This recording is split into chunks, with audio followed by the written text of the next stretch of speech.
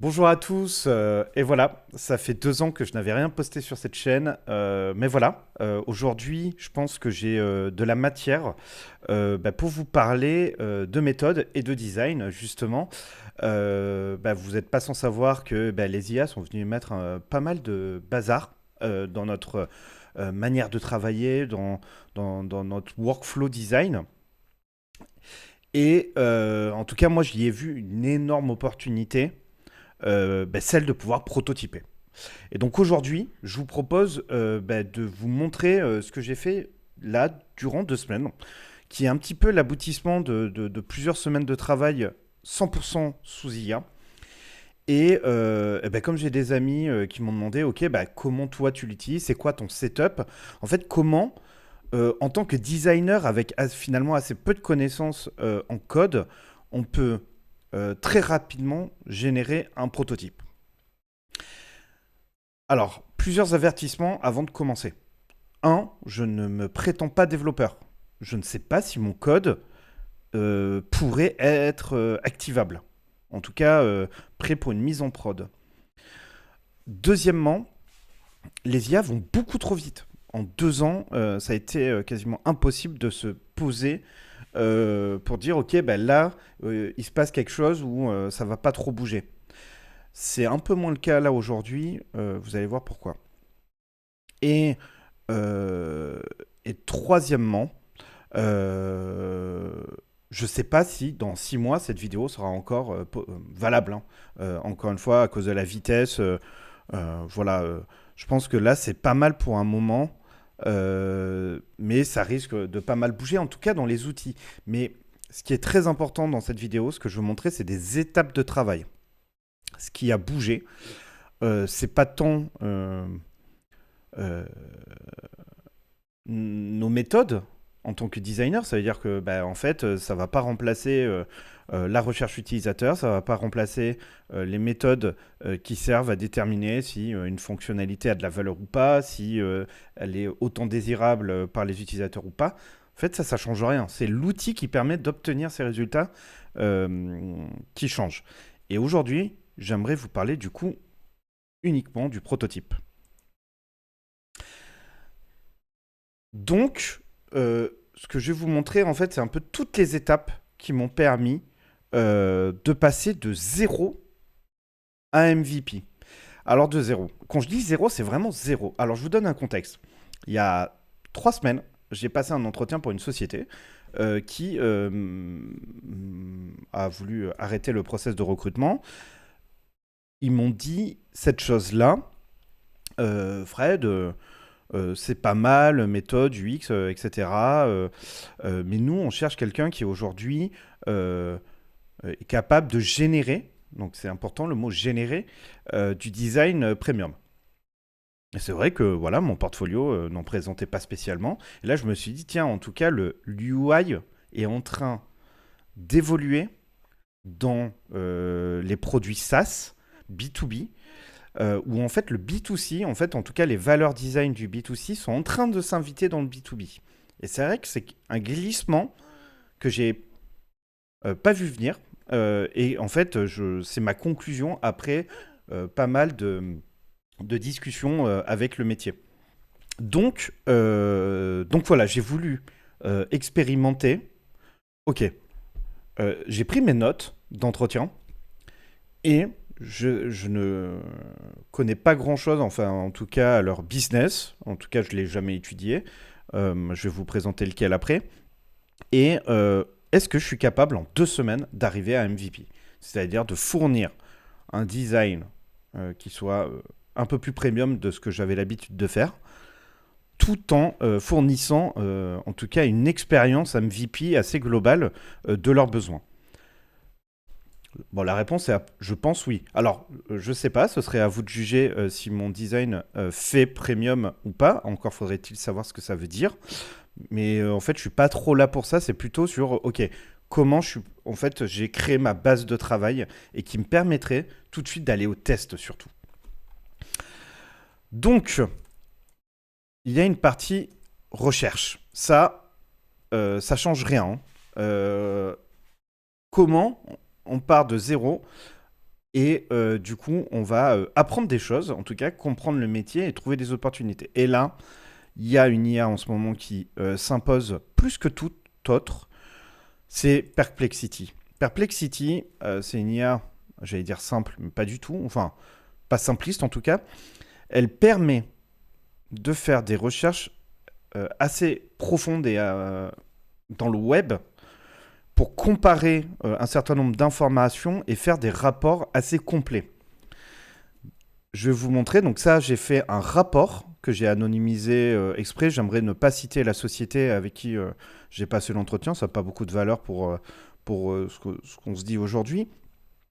Mais en gros, c'est une société qui est une plateforme pour l'IT, qui gère donc à la fois des ressources humaines, des ressources de matériel, de software et maintenant de consommation de tokens. Parce que les IA peuvent être gérées via l'IT, en tout cas c'est par là que ça passe. Il y a aussi des notions de compliance avec des ordinateurs, etc., de sécurité. Ça permet aussi de gérer toute une flotte euh, de, d'ordinateurs, téléphones, etc. Et les softwares, voilà. Est-ce qu'il n'y a pas du Shido IT? Voilà, ça, c'était un peu ma compréhension, on va dire, zéro du problème. Et je lui ai balancé mes notes, tout simplement. Et il m'a fait un rapport. J'ai un rapport avec toute la concurrence, avec des problématiques qu'on va retrouver justement dans la concurrence, des besoins utilisateurs et des recommandations de fonctionnalités. Et ce qui est très intéressant, à la différence par exemple de Claude, ChatGPT, etc., c'est qu'il va toujours nous lister les sources. Et donc ça, quand on fait de la recherche, même pour d'autres sujets, euh, et qu'on a besoin de sourcer, c'est très intéressant parce que du coup, on va pouvoir un petit peu vérifier. Donc c'est plutôt pour vraiment de la recherche. Je passe, hein, je vais pas rentrer dans les détails. Mais du coup, voilà, Perplexity, ça m'a permis très rapidement de comprendre le vocabulaire du métier, tous les acronymes, hein, IAM, MDM, etc., qu'on va retrouver après dans l'application. Voilà, rapidement, en 2 heures, je passe de zéro à OK, je comprends un certain nombre de choses. Encore une fois, c'est pas tout le problème, hein, mais c'est une base très intéressante, hein. Ça me permet vraiment, en 2 semaines, d'aller très très loin. En tout cas, je peux m'onboarder tout seul sur des problématiques métiers que je ne connais pas. Identité visuelle, évidemment, hein, moi Figma, je m'en sers toujours, mais alors complètement différemment. En tout cas, dans ce process-là, hein. On va voir, je pense qu'en entreprise, dans un cas réel, je vais avoir quand même besoin de refaire des maquettes un petit peu comme avant, mais encore une fois, je peux les produire avec Cloud. Enfin bon, j'ai pas encore expérimenté ce workflow dans un cas, en équipe, avec plusieurs designers, plusieurs développeurs, etc. Donc, apprendre avec des pincettes. Mais en tout cas, vous allez voir que je l'utilise complètement différent. On pourrait aussi, à partir de premiers écrans, de premières idées, faire de l'itération. Et donc là, deux outils s'imposent en ce moment.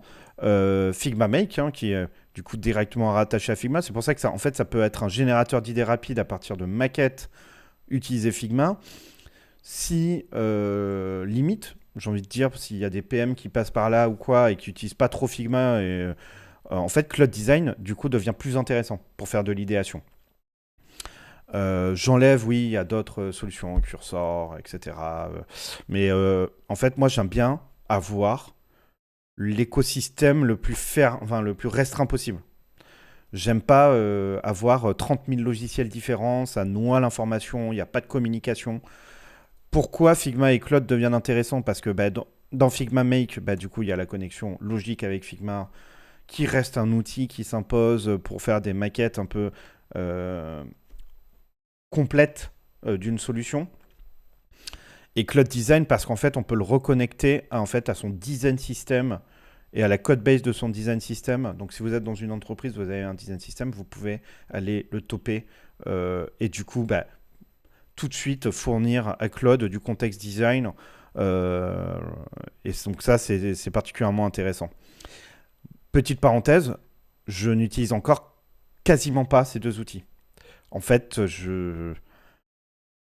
pour l'instant, en tout cas dans le SaaS B2B, j'ai encore, J'ai pas encore trouvé vraiment la nécessité d'y aller.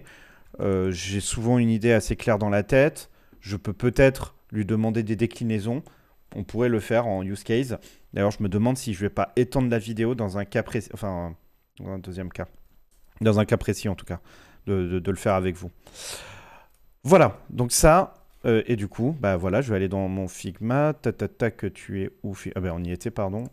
Voilà, et donc, qu'est-ce que j'ai fait? Donc, j'ai créé une fausse marque, hein, donc j'ai demandé à ChatGPT, pardon, à Claude. euh, voilà, on s'est trouvé une petite marque ensemble. J'ai fait un logo rapide issu d'un bouquin. Voilà, j'en ai 5 minutes, quoi. Tout de suite, en fait, j'ai posé ce que j'avais en tête. Donc, j'avais en tête d'avoir une entrée IA First. Je vais commencer à mettre des petits blocs pour l'onboarding, tout ça. J'avais plein d'idées qui partaient un peu dans tous les sens. Donc, en fait, j'ai récupéré aussi ce que m'a préconisé Perplexity en termes de structure. Donc en fait, là, on est sur un produit avec une première phase d'entrée qui va être majeure, c'est-à-dire les gens de l'IT vont aller là en priorité parce que c'est de là qu'ils vont en fait y accéder à quasiment l'ensemble de la donnée qui va être concentrée. En fait, c'est ici que se trouve la valeur. En dessous, en fait, c'est ce qu'on appelle des domaines. Donc ça, c'est un truc que j'ai appris en travaillant chez Kazar. Pierre, si tu passes par là, coucou. Du coup, c'est de coder en API, où en fait les API sont représentés par des domaines. Donc là, on va avoir 4 API. Souvent, en fait, ça va être les squads de dev de votre équipe. Et donc, en fait, ça va être de la donnée brute. C'est là où on va faire rentrer de la donnée, notamment. Et qu'on va pouvoir disperser en fonction du besoin à travers finalement les autres pages qui auront plus de valeur. Donc ça permet de croiser des données, ça permet, voilà, c'est un peu plus intéressant en fait de passer, par exemple, People va concentrer un certain nombre de données qu'on va retrouver dans Asset, dans Software, dans Sécurité, voilà, c'est ça. Mais en tout cas, on va construire l'application euh, par domaine. Voilà, j'ai fait que 3 écrans. J'ai fait un écran. En fait, là, c'était plutôt une maquette d'ambiance que j'ai fait assez rapidement. Je voulais, voilà, en fait, à peu près à quoi ça va ressembler, l'organisation. On est dans quelque chose de très classique, hein. Voilà, donc clairement, en plus, c'est à peu près ce que je faisais chez Kazar, hein. On a une page d'entrée, en tout cas, avant que je parte de Kazar. Voilà, je pensais à une refonte de l'expérience sur le prototype et je voyais bien une entrée euh, IA, où en fait on peut accéder à pas mal de choses, créer, en fait, voilà, c'est un accès rapide, on va dire. Euh, un- des tableaux, en fait, hein, très, avec beaucoup de filtres qui nous permettent de chercher de l'information assez rapidement, mais du coup précise, etc. Avec pour chaque élément un drawer dans lequel en fait on va avoir toutes les actions à prendre, un résumé, etc. Finalement, voilà, quelque chose de simple, hein, pour commencer. Et donc, maintenant que j'ai cette première partie, en fait, j'ai quoi? J'ai le design. Pardon, je reviens sur mon schéma. J'ai le design. J'ai du contexte du métier avec des problématiques, etc. Et du coup, on va.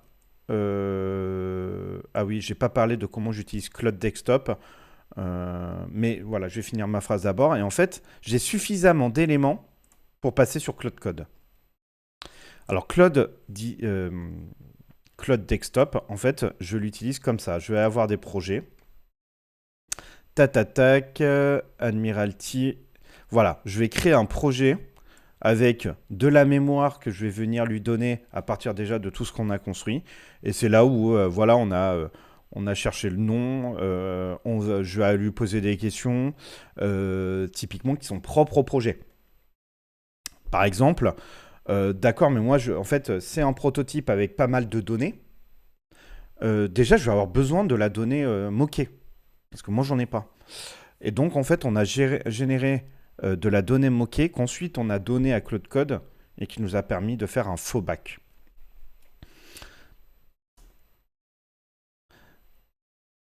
Donc, j'ai de la donnée, tout le pitch de mon projet, 3 écrans, c'est parti. Voilà, voilà le setup que j'essaie de mettre en place. Cloud Code va générer la code base. Je vais utiliser Chakra UI pour tout le design system. Et en fait, parce que. Alors pourquoi Chakra UI? Moi, j'aime beaucoup Chakra UI parce qu'en fait, il a beaucoup de personnalisation de base et une grande bibliothèque de composants. Donc en fait, juste en lui donnant mon thème, je lui dis, bah ok, personnalise le thème pour que ça colle avec les maquettes que je te donne. Débrouille-toi en fait. Voilà, tout simplement. Et du coup, Claude se débrouille pour utiliser Chakra. Je vais utiliser Notion. Je vais connecter le MCP Notion en fait pour ma gestion de projet. Je vais vous montrer après. Je vais utiliser GitHub pour sauvegarder le projet et le versionner. Voilà, donc là, c'est un peu pour m'exercer. En réalité, tout seul, j'en aurais pas besoin. Mais moi, j'aime bien push sur GitHub. Et aujourd'hui, je pense que les designers de demain utiliseront GitHub comme point de sauvegarde, comme des développeurs, en fait.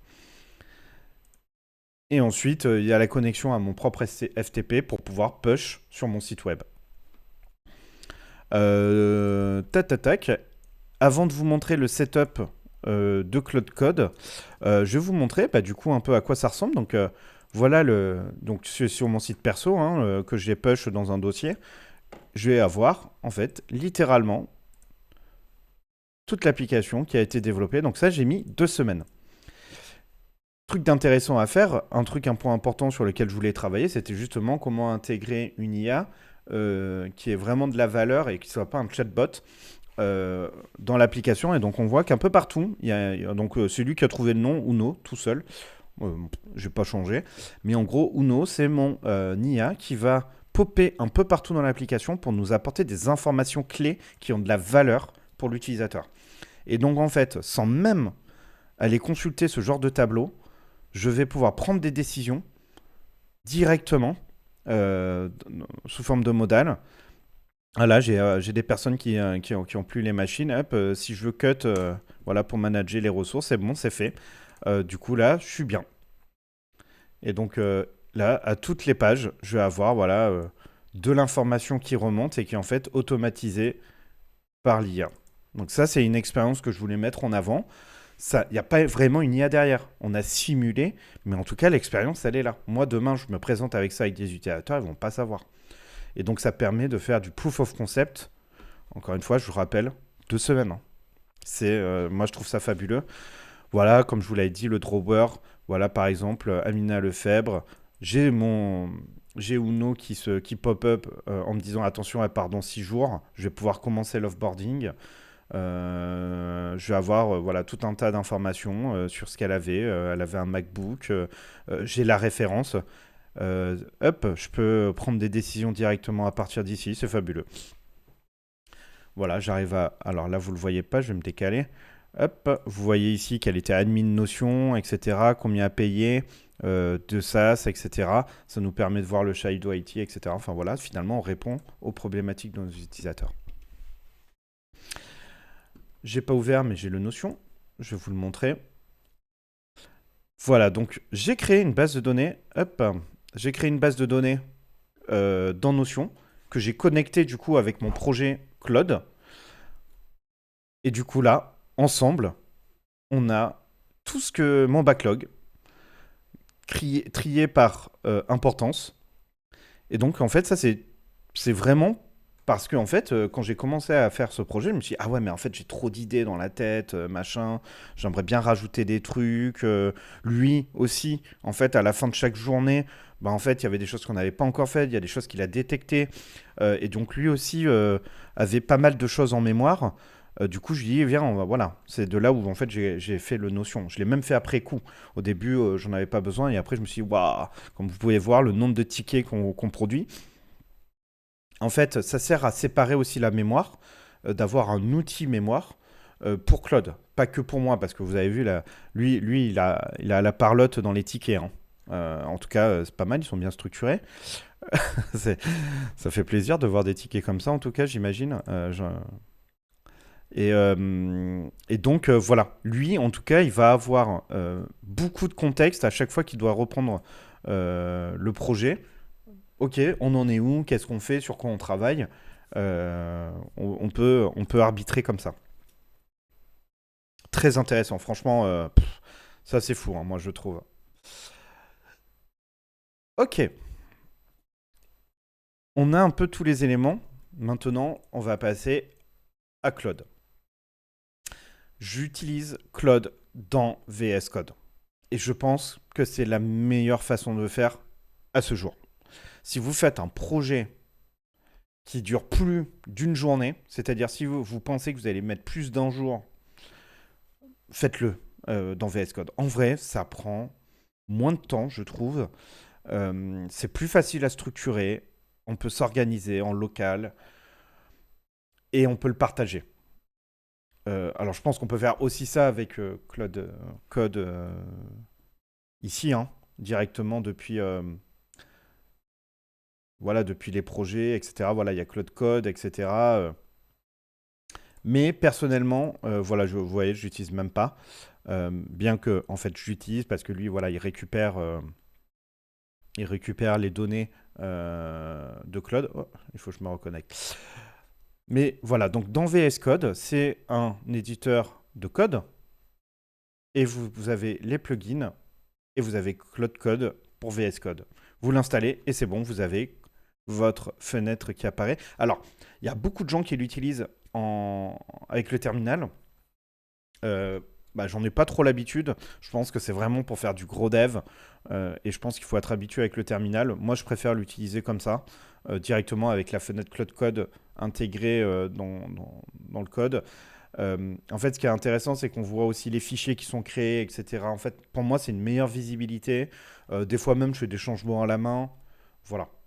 Je préfère, je préfère, je préfère faire ça comme ça. On voit le statut par rapport à GitHub. Enfin, pour moi, il n'y a pas photo. C'est plus adapté à la création d'un prototype costaud, quoi. Donc, je recommande fortement. Euh, Voilà. Je sais même pas s'il y a une vraie différence entre le terminal et de passer par cette interface UI. Enfin bref. Hop, je vais retourner sur mon projet. Alors, comment on commence un projet Cloud Code? Il y a plusieurs choses à mettre en place. En fait, il y a tout le setup du projet. Vous allez voir, c'est si vous ne savez pas, demandez à Claude. Ça, c'est la question clé. Et c'est pour ça que j'aime bien travailler avec Cloud Code dans VS Code et Cloud Desktop pour poser des questions et pas noyer la conversation euh, de Claude. Voilà, c'est deux choses différentes. Dans les deux cas, il a le contexte, c'est très bien. On va commencer par tout ce qui est descriptif du projet. On lui balance, notamment, par exemple, tout ce que nous a sorti, le rapport que nous a sorti Perplexity, on lui donne. On lui explique ce qu'on est en train de faire. Mais moi, je lui dis tout, hein, du genre, bah voilà, j'ai passé un entretien, du coup, j'ai voulu essayer de faire leur projet de A à Z. Moi, je lui dis tout, hein, je lui parle, en fait, comme si c'était la voix dans ma tête. Je lui balance tout, je lui donne tous mes assets, et comme ça, on structure un petit peu tout le projet ensemble. Objectif, idée, connaissance sur le sujet. Donc, Perplexity, ça peut être très... Les étapes de travail par lesquelles on veut passer. Parce que des fois, il veut un peu passer trop vite aux écrans. Calmos, on commence, on setup le projet. Et c'est pour ça que... Donc, le projet. Ensuite, et ça, c'est peut-être la chose la plus importante à comprendre quand on commence Claude, les fichiers MD, qui est en fait la mémoire du projet. Il peut y en avoir plein en fonction de vos besoins. À défaut, il y a minimum Claude.md. Il peut y avoir design.md. On va voir, j'en ai que deux, je crois, en plus dans ce projet, parce que je n'ai pas eu besoin de plus, ou alors il a segmenté comme il a voulu. Peut-être qu'on peut le reséparer en plusieurs, peut-être. Euh, il peut y en avoir, il peut y avoir des skills .md, voilà, enfin, que vous pouvez télécharger à droite à gauche. En fait, renseignez-vous sur les .md parce que c'est peut-être le plus important. En gros, à chaque session, vous ouvrez une nouvelle page Claude. Vous repartez de zéro dans la conversation. Il ne faut jamais, d'une session à l'autre, reprendre la même conversation. Il y a trop de contexte, il y a trop d'historique, etc. Ça ne sert à rien. Quand vous commencez une session et que vous ouvrez une nouvelle page Claude, Claude va chercher le Claude.md pour avoir tout l'historique. C'est une synthèse qui sait lire, qui est adaptée, vous consommez moins de tokens, c'est plus intéressant. Donc les fichiers MD, c'est ça. C'est à chaque session, ne pas oublier des instructions, ne pas oublier d'utiliser le design system, etc. Voilà, il peut y avoir tout un tas d'instructions. C'est la mémoire de votre projet. Et donc, structurer les fichiers MD, c'est très important. Je ne vais pas vous dire aujourd'hui comment faire un bon fichier MD, etc. Demandez à Claude. Demandez à Claude. Mais ça, c'est prioritaire. Ensuite, la stack technique. Et ouais, sur quoi vous allez voir si vous lancez un projet, ouais, je veux faire un SaaS B2B, machin. Bon, un des premiers trucs qu'il va vous demander, Claude, ok, mais on part sur quel stack? Tu sais pas, demande à Claude. Et c'est là où vous faites le ping-pong avec Claude Desktop. Ok, je suis en train de faire ce projet. Tu me recommandes quoi comme stack? Est-ce qu'il y a un back, un faux back, un front? Est-ce que il y a une librairie? Est-ce que voilà, soyez parce que par défaut en plus il part vite. En tout cas sur en CSS il part vite sur Tailwind. Moi je n'aime pas travailler avec Tailwind, donc d'où l'utilisation de Chakra. Voilà. Moi je lui dis on va surtout pas utiliser Tailwind. Moi je veux qu'on parte sur la librairie UI, Chakra UI, et on va faire les tokens ensemble. Je te donne un certain nombre de thèmes, hein, si vous voyez. Là, dans Figma. Alors, non, toujours. Hein, c'est toujours ici. J'avais fait des. Voilà. J'avais fait des couleurs. Voilà pour le dark mode. Je lui ai donné que ça. Hein. Dark mode, white mode. Et finalement, qu'on a corrigé parce que c'était pas très joli ça. Mais enfin, bref. Voilà, on avait fait ça. Et ça me suffit. Ça lui suffit. Pour faire les primitives, les alias et les associer au thème structuré de chaque UI. Ça, c'est plus à vous de le faire. Toujours ici. Chakra UI, du coup, optionnel, pardon.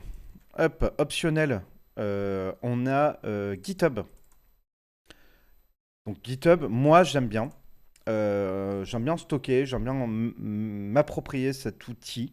Il me sert à plusieurs choses.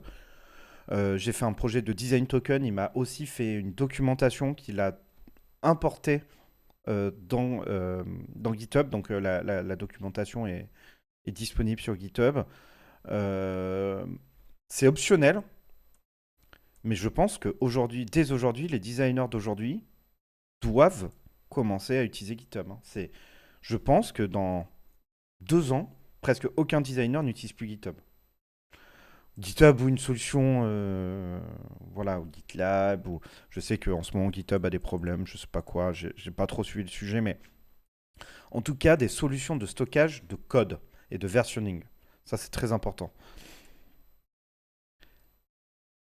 Et enfin, pour visualiser son travail, le setup d'un serveur local. Comme ça, en fait, c'est tout con. Hein. Par exemple, alors, je vais retourner sur Cloud Code. On va voir ça. Donc là, c'est tout le projet là où j'en suis. Mais typiquement, là, je commence. Vous voyez, je pars d'une page blanche hein, à chaque fois. J'ai supprimé. En fait, je supprime la conversation tous les jours. Et je lui ai donné dans les instructions en amont. Enfin, voilà, la veille, hein, par exemple, la veille, je fais OK, on clôt la session. On enregistre tout. Mais vous savez quoi? Je vais vous faire peut-être un use case. Je ne sais pas si je la colle à cette vidéo mais on va peut-être repartir de zéro et essayer de faire un petit use case. Mais là, typiquement, je vais lui dire, je reprends la session, ouvre le serveur local. Voilà comment je commence mes journées, moi. Et donc, ici, voilà, il va run dev. Tac. Copy link. Voilà. Pour rappel, le tas du repo, modifier les derniers trucs qu'il a fait. Voilà. Il y a un certain nombre de. Travail mis en ligne. Pas encore commité. Ok, bah tiens, typiquement, il m'a dit attention, on ne t'a pas commité. Bah, on va le dire, bah commit. Voilà. Et donc, si je vais sur internet et que je tape up, voilà, j'ai mon projet en local qui est prêt.